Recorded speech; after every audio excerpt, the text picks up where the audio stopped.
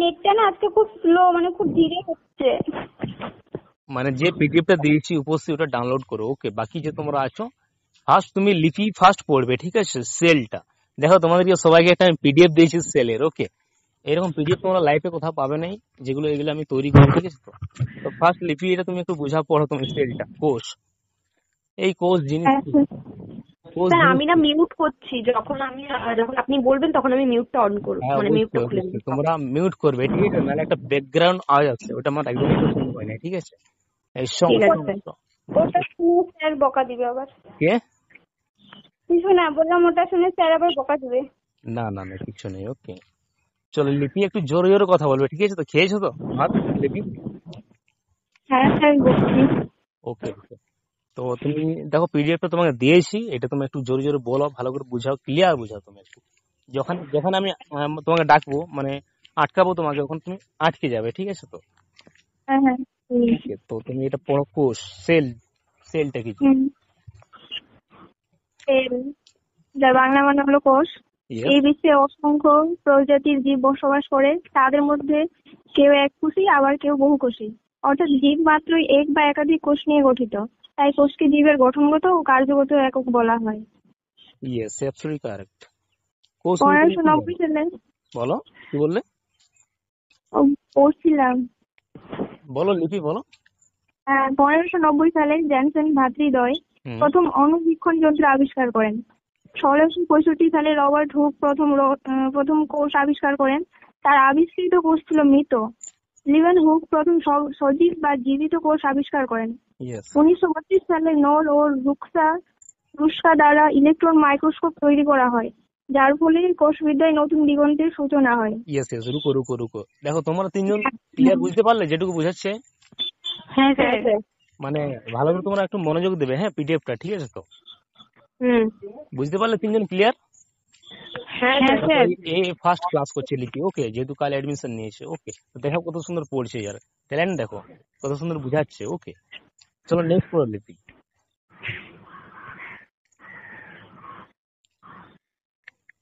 Next লিপি পড়ো। হ্যাঁ স্যার বলছি। জার্মান উদ্ভিদ বিজ্ঞানী স্লেইডেন এবং জার্মান প্রাণী বিজ্ঞানী সোয়ান একত্রে কোষতত্ত্ব রচনা করেন। ইয়েস তবে তারা কোষের উৎপত্তি সম্পর্কে কোনো ধারণা দিতে পারেনি। পরবর্তীকালে রুডল্ফ ভির্চো বলেন যে সমস্ত কোষ পুরনো মাতৃকোষ থেকে উৎপন্ন হয়। এই ধারণাকে সেলুলাই বলা হয়, ইয়েস এই ইয়েস ধারণা বলেন। Yes yes absolutely correct.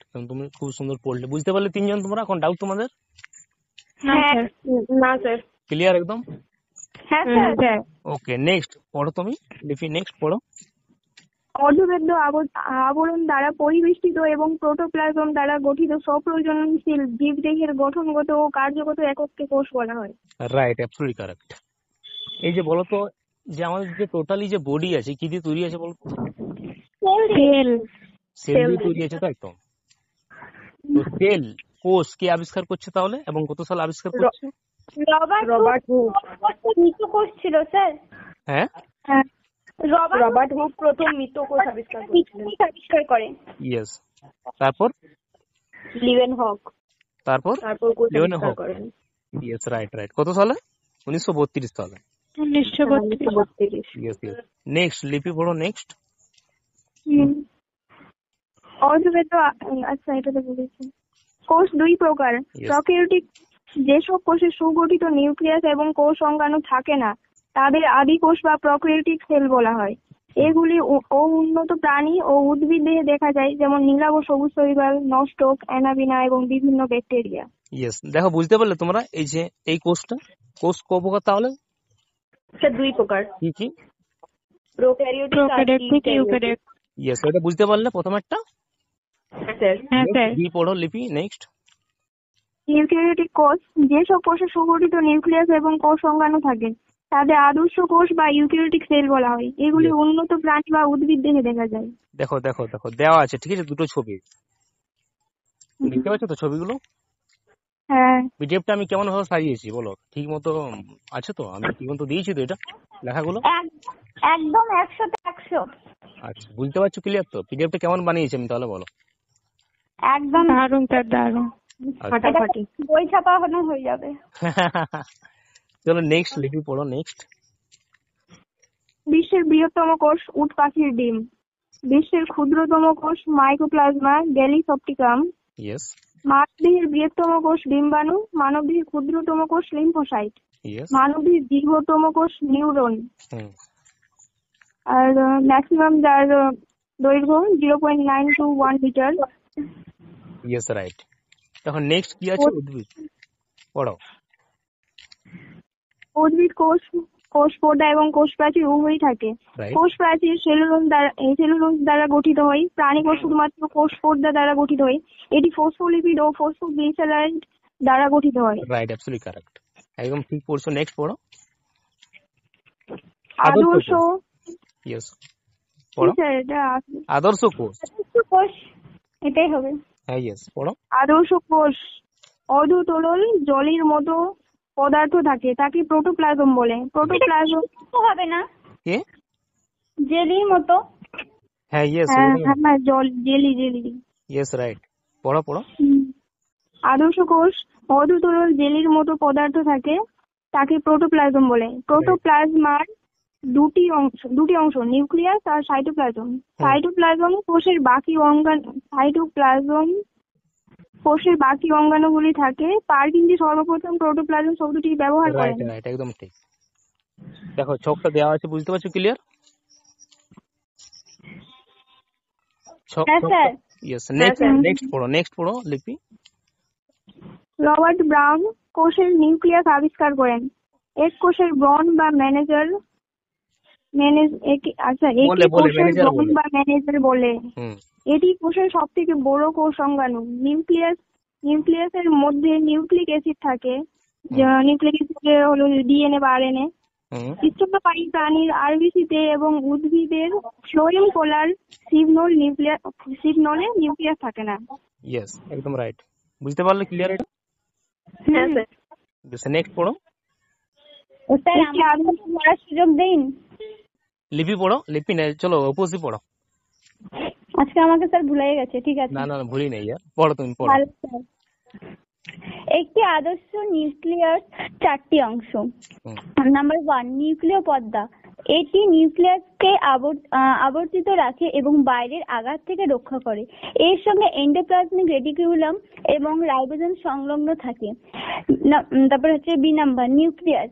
নিউক্লিয়াসের মধ্যে যে পর্দাবিহীন গোলাকার অংশ থাকে তাকে নিউক্লিয়াস বলে। নিউক্লিওপ্লাজম।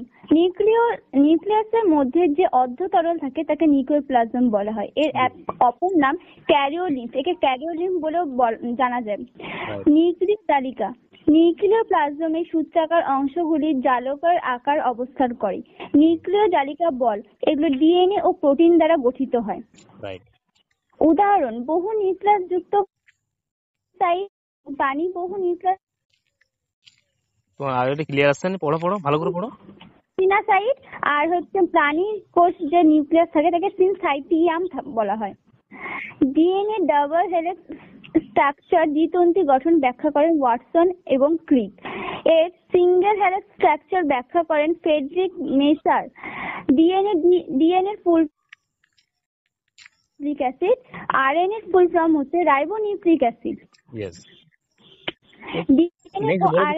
বলো তো, মানবদেহের মানে আমাদের যে শরীরে কোষ কতগুলো থাকে? মানে মানবদেহের কোষে থাকে কি বলতো? কোটি ক্রোমোজোম থাকে। বলো, মানবদেহের কোষে কোটি ক্রোমোজোম থাকে? অনেক কোটি ক্রোমোজোম গুলো থাকে। কোটি ক্রোমোজোম থাকে, এটা বললেন তো? হ্যাঁ, জোড়া না স্যার? মানব দেহে তাহলে তো হচ্ছে 46টি হবে, আর জোড়া বললে হচ্ছে 23টি। রাইট, একদম রাইট, ঠিক বলেছো। তোমরা একটু কনফিউজ হয়ে যাচ্ছে নাকি আমার কোশ্চেনটা শুনে? না স্যার, আমি ঠিক বলছি কিন্তু। একদম রাইট, 46টি। রাইট, আমি 46 বলছি। হ্যাঁ, ইয়েস। নেক্সট পড়ো। ডিএনএ ও আরএনএ তে হাইড্রোক্সিন বন্ড দ্বারা নাইট্রোজেনাস বেস গুলি যুক্ত থাকে। ডিএনএ অণুতে অ্যাডিনিন ও গুয়ানিন নামক পিউরিন এবং থাইমিন ও সাইটোসিন নামক পিয়ামিডিন থাকে। নাইট্রোজেনাস বেসও থাকে। আরএনএ অণুতে অ্যাডিনিন ও গুয়ানিন নামক পিউরিন ও সাইটোসিন ও ইউরাসিল থাকে। হুম নাইট্রোজেন বেসও থাকে। ডিএনএ এর প্রধান কাজ হলো বংশগতি বৈশিষ্ট্য বহন করা, আর আরএনএ এর কাজ হলো প্রোটিন সংশ্লেষে সাহায্য করা। yes. মানব দেহে ক্রোমোজোমের সংখ্যা থাকে 46টি, তার জোড়াই বললে 23 জোড়া হবে। Yes, একদম রাইট। ক্রোমোজোম দু ধরনের, অটোজোম, অ্যালোজোম। অটোজোমের সংখ্যা মানুষ দেহে হচ্ছে 44টি, আর যদি জোড়া বলা হয় তাহলে 22টি। আর অ্যালোজোম বা সেক্স ক্রোমোজোম এটি হচ্ছে 2 জোড়া, স্ত্রীদের XX আর পুরুষদের XY। মাইটোকন্ড্রিয়া গুলি সাইটোপ্লাজমে বিক্ষিপ্তভাবে ছড়িয়ে থাকে। একে কোষের শক্তিঘরও বলা হয় মাইটোকন্ড্রিয়াকে। কলিকার প্রথম মাইটোকন্ড্রিয়া পরিবর্তন করেন এবং অল্টম্যান এর বায়োপ্লাস বলন পরিবর্তন করেন। তারপরে কি হচ্ছে, কার্ল ব্র্যান্ড এর নাম দেন মাইটোকন্ড্রিয়া, মানে মাইটোকন্ড্রিয়া নামটি দেন কার্ল ব্র্যান্ড। মাইটোকন্ড্রিয়ার মধ্যে ডিএনএ থাকে। একটি আদর্শ মাইটোকন্ড্রিয়ার 2টি পর্দা ও 2টি প্রকোষ্ঠ থাকে। মাইটোকন্ড্রিয়ার অন্তঃপর্দাটি ভাঁজ হয় আঙ্গুলের প্রবর্ধক সৃষ্টি করে, তাদের ক্রিস্ট বলা হয়। ক্রিস্টের উপর যে ক্ষুদ্র দানাগুলি থাকে তাকে অক্সিজোম বলা হয়। অক্সিজোম হলো এটিপি সংশ্লেষের কেন্দ্র। ATP full form adenosine. এটা বলবো স্যার? হ্যাঁ বলো কি লেখা আছে দেখো। এটিপি সংশ্লেষক কেন্দ্র। সাইটোপ্লাজম যে চ্যাপ্টা থলির মতো অঙ্গাণু সজ্জিত থাকে তাকে গলগি বডিজ বলা হয়। এক গলগি আবিষ্কার করেন গলগি বডিজ। গলগি বডিজ কোষ মধ্যস্থ বিভিন্ন পদার্থ যেমন উৎসেচক, হরমোন, প্রোটিন ইত্যাদি পরিবহনে সহায়তা করে, তাই এদের ট্রাফিক পুলিশ অফ সেলও বলা হয়। গলগি বডিকে ট্রাফিক পুলিশ অফ সেলও বলা হয়। শোনো বলতো উদ্ভিদের কোষ প্রাচীর কি দিয়ে গঠিত বলো? উদ্ভিদের কোষ প্রাচীর হচ্ছে সেলুলোজ। রাইট, একদম রাইট, ঠিক বলেছো, একদম অ্যাবসলিউটলি কারেক্ট, সেলুলোজ। আর পটাশে হচ্ছে কাইটিন। রাইট, একদম ঠিক। তো নেক্সট পড়ো। প্যালেট রাইবোসোম আবিষ্কার করেন। রাইবোসোমকে প্রোটিন সংশ্লেষও বলা হয়, একে প্রোটিন ফ্যাক্টরও বলা হয়। ক্রিশ্চিয়ান ডি ব্লু প্রথম লাইসোজোম আবিষ্কার করেন। লাইসোজোম কোষ মধ্যস্থ বিভিন্ন অঙ্গাণুগুলিকে হজম করে কোষের মৃত্যু ঘটায়, এই কারণে একে সুইসাইড ব্যাগও বলা হয় লাইসোজোমকে। এটি আরবিসিতে অর্থাৎ উদ্ভিদ কোষে থাকে না, এটি পরিপাকে সাহায্য করে। প্রাণী কোষের সাইটোপ্লাজম ও নিউক্লিয়াসের কাছে অবস্থিত তারকাকার মতো যে কোষ অঙ্গাণু থাকে তাকে সেন্ট্রোজোম বলে। এর প্রধান কাজ হলো প্রাণী কোষ বিভাজনের সময় বেনতন্তু গঠন করা। রাইট, একদম ঠিক। তারপরে কেউ পড়বে নাকি আমি বলবো? নেক্সট অঙ্কিতা পড়ো। অঙ্কিতাকে আমি এটা পড়তে বলছি, তুমি এটা বলো। এই যে প্রোফেজ, অ্যানাফেজ, টেলোফেজ, এগুলো জানো? প্রোফেজ, অ্যানাফেজ, টেলোফেজ, এগুলো জানো? তোমার কি জিনিস কোষের মধ্যে আছে, কে জানো এগুলো? আছে আমাদের। হ্যাঁ, মিওসিসের মধ্যে প্রক্রিয়া মেটাফেজ, অ্যানাফেজ, টেলোফেজ জানো অঙ্কিতা জানো? অ্যানাফেজ, টেলোফেজ এটা তো নাম শুনেছি স্যার। অ্যানাফেজ, টেলোফেজ নাম শুনেছি, জানো নাই? স্যার আমি জানি। দেখো প্রোফেজ, অ্যানাফেজ এবং টেলোফেজ, দেখো তোমাকে একটা আমি দিলাম নোট, দেখো অঙ্কিতা এটা পড়ো। দাঁড়ান স্যার, এই যে প্রোফেজ জিনিসটা কি? হ্যাঁ আমার সব পাঠাই দেন, দিয়ে দেবো, ঠিক আছে। এই যে প্রোফেজ জিনিসটা কি, অ্যানাফেজ জিনিসটা কি, টেলোফেজ, ওকে। তারপর বলবো? হ্যাঁ বলো, এই যে প্রোফেজ জিনিসটা বলো। প্রোফেজ হচ্ছে ক্রোমাটিন পদার্থের ঘনীভবন, অনুনালিকা সমাবেশের সূচনা। রেটিকুলাম, গলগি কমপ্লেক্স, নিউক্লিয়াস এবং নিউক্লিয় পর্দা অদৃশ্য হয়ে যায়। পিডিএফ নেই, এটা পিডিএফ এ নেই, ঠিক আছে? তো এটা বুঝতে পারলে প্রোফেজ জিনিসটা? হ্যাঁ স্যার। চলো নেক্সট অ্যানাফেজটা পড়ো অঙ্কিতা। বলবো স্যার? বলবো, বলো। প্রোফেজকে তো দীর্ঘতম দশাও বলা হয়। হ্যাঁ ওটা বলা হয়, ঠিক আছে। তো অ্যানাফেজটা হচ্ছে সেন্ট্রোমিয়ার বিভক্ত হয়, ভগিনী ক্রোমাটিড পৃথক হয়, ক্রোমোজোম বিপরীত মেরুর দিকে চলে যায়, বিপরীত মেরুর দিকে যায়। ইয়েস, এটা হচ্ছে অ্যানাফেজটা। আর টেলোফেজ জিনিসটা কি? এন্ডোপ্লাজমিক রেটিকুলাম, গলগি কমপ্লেক্স, নিউক্লিয় পর্দা পুনর্গঠিত হয়, মাইটোসিসের চূড়ান্ত পর্যায় শুরু হয়, ক্রোমোজোমগুলি তাদের নিজ নিজ মেরুতে পৌঁছে যায়, ক্রোমোজোমগুলি ক্ষয় হয় এবং তাদের স্বতন্ত্রতা হারাতে থাকে। একদম রাইট, একদম ঠিক বলেছো তুমি, ঠিক আছে তো? বুঝতে পারলে এটা সবাই? হ্যাঁ স্যার। নেক্সট পড়ো, নেক্সট পিডিএফে দেখো কি লেখা আছে। কোনটা স্যার? নেক্সট মানে কতটুকু পড়লে? এটা গোটাটাই তো পড়া হয়ে গেল, ওই প্রোফেজ, এনাফেজ, টেলোফেজ, এগুলো সব। ওকে, নেক্সট উপসি পড়ো, পিডিএফটা কতটুকু পড়লে তারপর থেকে পড়ো। স্যার আমার কাছে পিডিএফটা দেননি তো। তোমার তো পিডিএফটা দিয়েছি তো আমি। কোষেরটা দিলেন তো খালি। তো ওইটাই বলছি, এটা শেষ হলো পড়াটা? না স্যার। তো পড়ো, মানে যেখানে আটকালে ওখান থেকে পড়ো। নেক্সট কি আছে দেখো। 17 থেকে আমি। হ্যাঁ আচ্ছা বলবো? হ্যাঁ পড়ো। প্রাণীকোষ সাইটোপ্লাজম নিউক্লিয়াসের কাছে অবস্থিত তারকাকার মতো অঙ্গাণু থাকে যা সেন্ট্রোজোম বলে। এর প্রধান কাজ হলো প্রাণীকোষের কোষ বিভাজনের সময় বেমতন্তু গঠন করা। 19 নাম্বার, সজীব উদ্ভিদ কোষের সাইটোপ্লাজমে অবস্থিত কিছু অঙ্গাণু যা খাদ্য সঞ্চয় বর্ণ গঠনে মুখ্য ভূমিকা পালন করে তাদের প্লাস্টিড বলে। প্লাস্টিড 3 ধরনের, ক্রোমোপ্লাস্ট, লিউকোপ্লাস্ট আর ক্লোরোপ্লাস্ট। এই ক্রোমোপ্লাস্ট এটি উদ্ভিদের ফুল ও ফলের বর্ণ গঠনে অংশ নেয়। লিউকোপ্লাস্ট এটি বর্ণহীন, সূর্যালোকের প্রভাব সবুজ হয়, সূর্যালোকের প্রভাবে। আর তারপর ক্লোরোপ্লাস্ট হচ্ছে উদ্ভিদের সালোক সংশ্লেষের সময় বিশেষ ভূমিকা পালন করে, এর মধ্যে ক্লোরোফিল থাকে।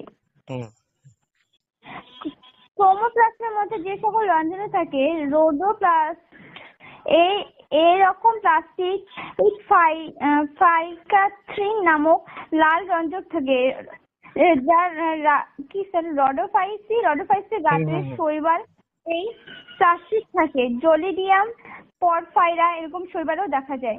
গ্যান্থোপ্লাস্ট এই রকম প্লাস্টিক জোনিস নামক হলুদ বর্ণের রঞ্জক, এটি পাকা ফলের খোসায় থাকে।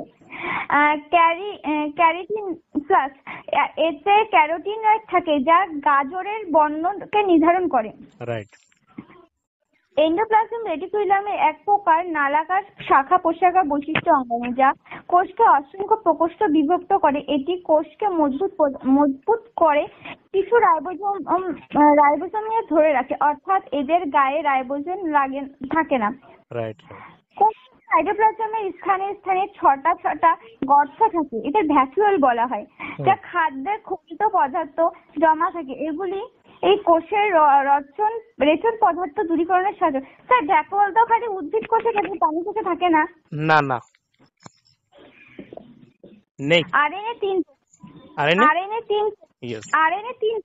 RRNA ribose, tRNA transfer, mRNA হচ্ছে মেসেঞ্জার আরএনএ। যদি কোশ্চেন আসে তাহলে এমআরএনএ হবে। আরএনএ 3 প্রকার কি কি বলো তো? আরআরএনএ, তারপর টিআরএনএ, এমআরএনএ। ডিএনএটা জানো? ডিএনএটা কি?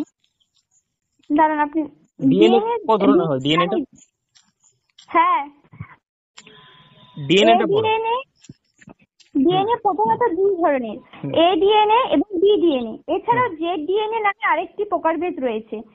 এ ডিএনএ একটি ডান হাতি হেলিক্স ও কিছু নির্দিষ্ট পরিস্থিতিতে এটি তৈরি হতে পারে। বি এটি সবচেয়ে সাধারণত ডিএনএ গঠন এবং এটিও ডান হাতি হেলিক্স।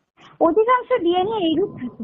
জেড ডিএনএ এটি একটি বাম হাতি হেলিক্স এবং এর গঠন প্যাটার্নের মধ্যে, মানে জেড আকৃতির মধ্যে। একদম রাইট। স্যার কার ব্যাকগ্রাউন্ডে আওয়াজ হচ্ছে? আওয়াজ আসছে কারো? হ্যাঁ স্যার। কার আসছে? বলছিলাম যে যেটা পিডিএফ এখন পড়ছে ওই পিডিএফটা আমার কাছে নেই। আমি নোটটা দিয়ে দেবো আমি, ঠিক আছে? ওই পিডিএফটা আমি টোটালি আমার কাছেও নেই, দিয়ে দেবো আমি, ঠিক আছে? এটা তোমরা বুঝতে পারলে কোর্সটা? স্যার এই ডিএনএ বলো।